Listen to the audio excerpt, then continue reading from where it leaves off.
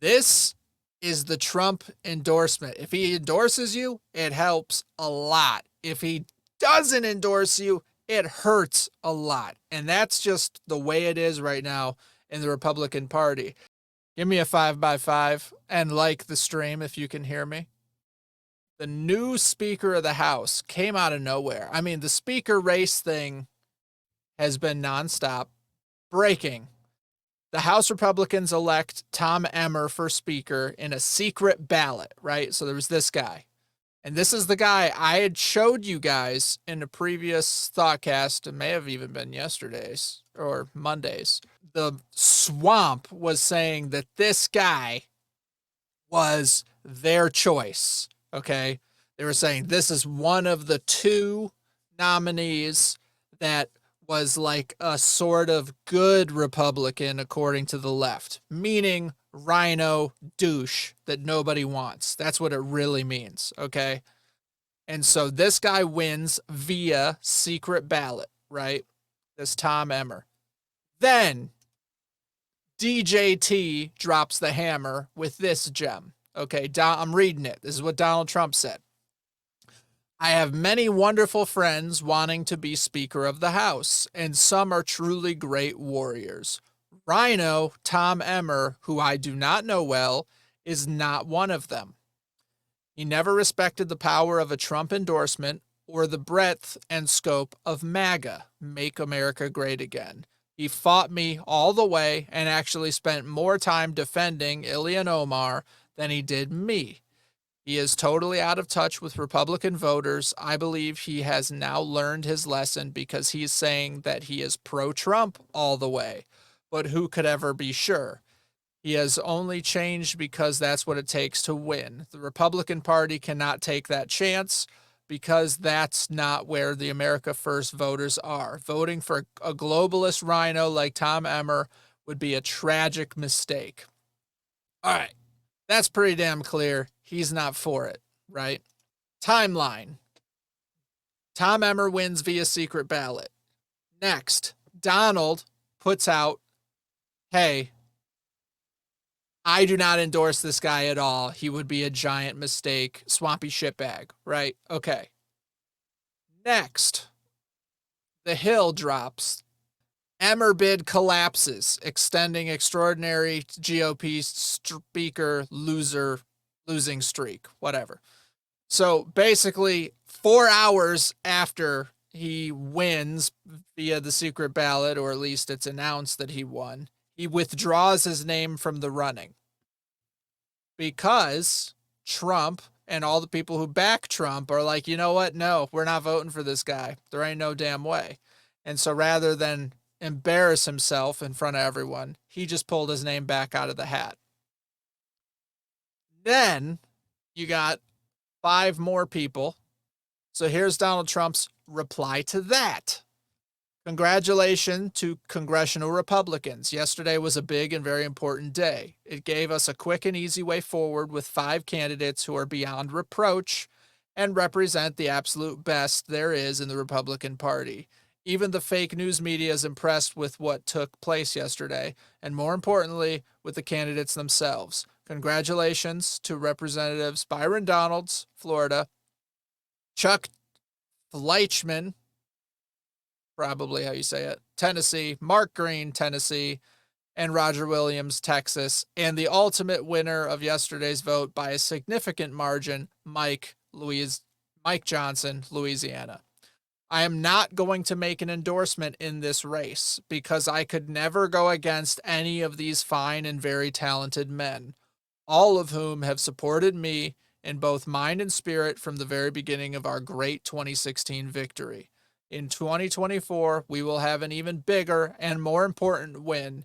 My strong suggestion is to go with the leading candidate, Mike Johnson, and get it done fast. Love, Donald J. Trump.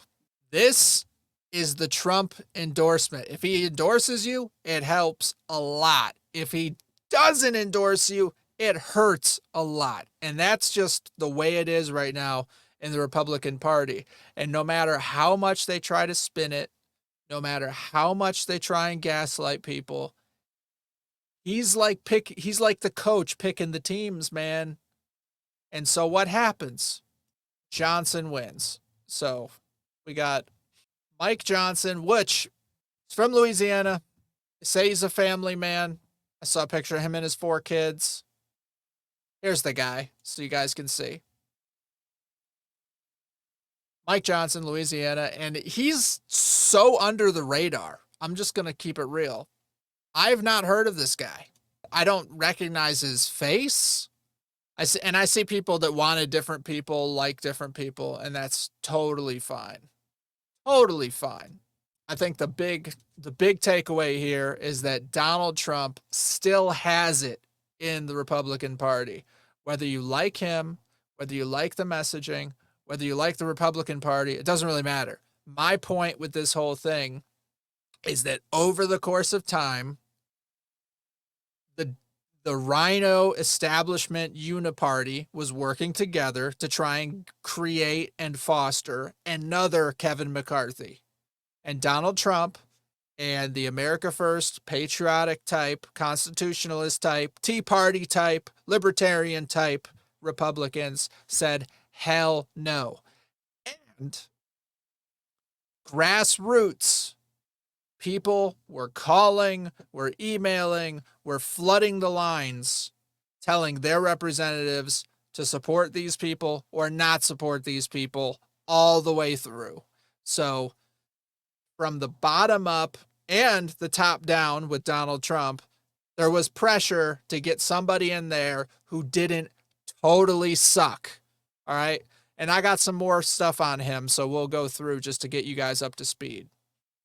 Okay, I got some good, reliable people that I follow on X, and you guys got to follow me on X if you don't mind, Twitter. From Leading Report, says the new Speaker of the House, Mike Johnson, served as legal defense for Trump during both impeachment trials, voted against all Ukrainian spending after the initial bill, objected to certifying the 2020 election fraud, and has called for the arrest of Nancy Pelosi. That's my kind of guy right there. All right. That's not bad. That's not bad. All right. And there's more. So here's him triggering Democrats, which isn't really hard, to be honest, but still. I have a unanimous consent request. Gentleman from Louisiana is recognized. Seek unanimous consent to enter into the record a letter dated January 12, 2021 by Louisiana Attorney General Jeff Landry, where he decries all political violence and calls for an end to that and asks for respect for all political viewpoints. Without objection. Another thing we can examine because he's not here. Very good. No, you can examine it. It's a document. He's going to No, examine him for what he wrote and the intent behind what he said. Well, I would But, just okay. I would just point out that that's unanimous consents are for documents, and we got the document right here that he handed to you. Mr. Chairman, I would ask unanimous The consent. chair now recognizes Ms. Mr. Wasserman Chairman, Schultz for her 5 I have a minutes. unanimous consent request, Mr. Chairman.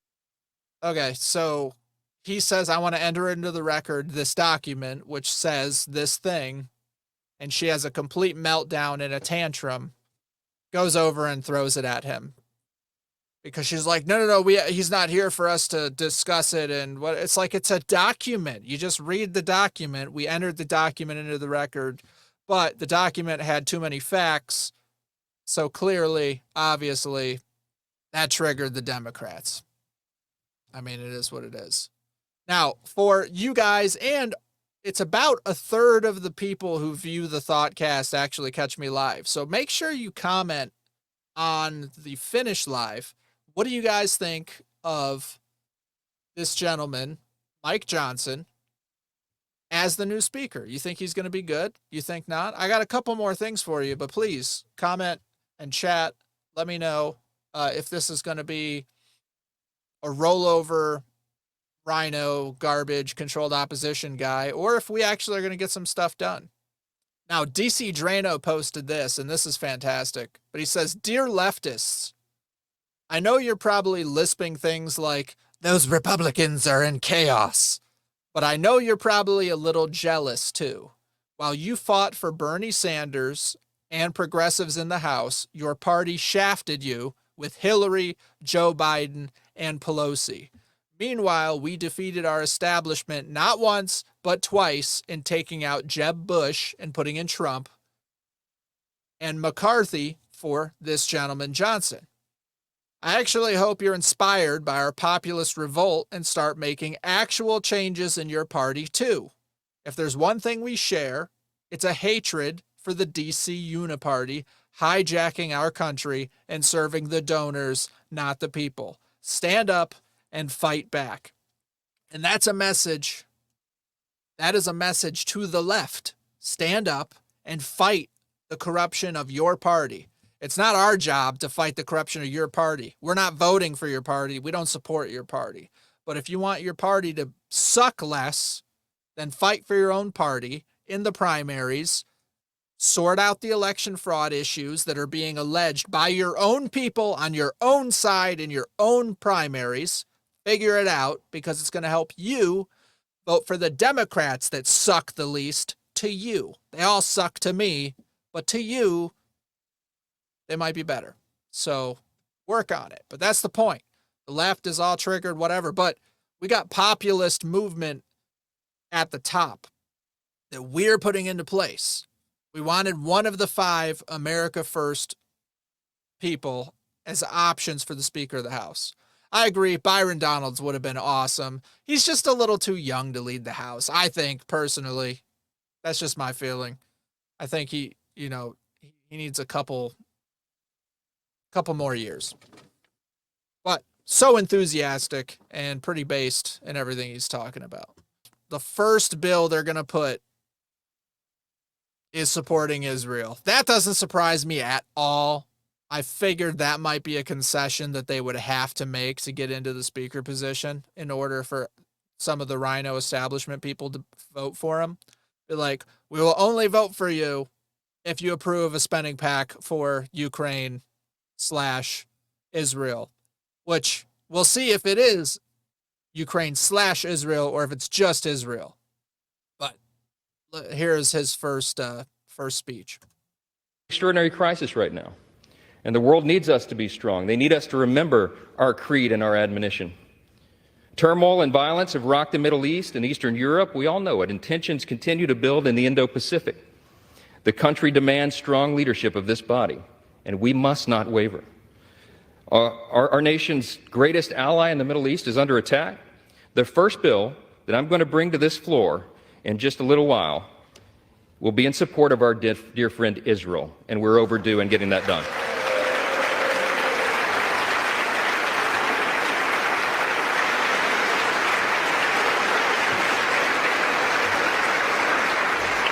We're going to show not only Israel, but the entire world that the barbarism of Hamas that we have all seen play out on our television screens is wretched and wrong, and we are going to stand for the good in that conflict. All right. Well, you guys know my position on the Israel-Hamas debate. I think Hamas, every single one of them, can be taken out. Unfortunately, I don't think it's very simple.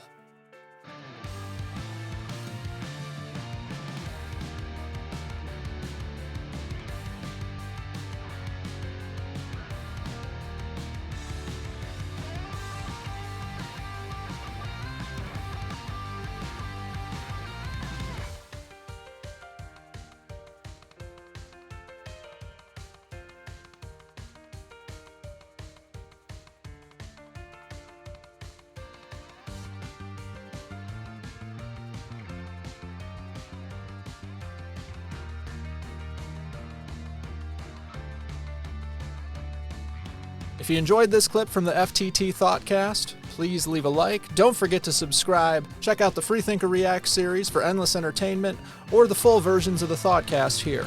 Keep those notifications on, and I'll catch you live.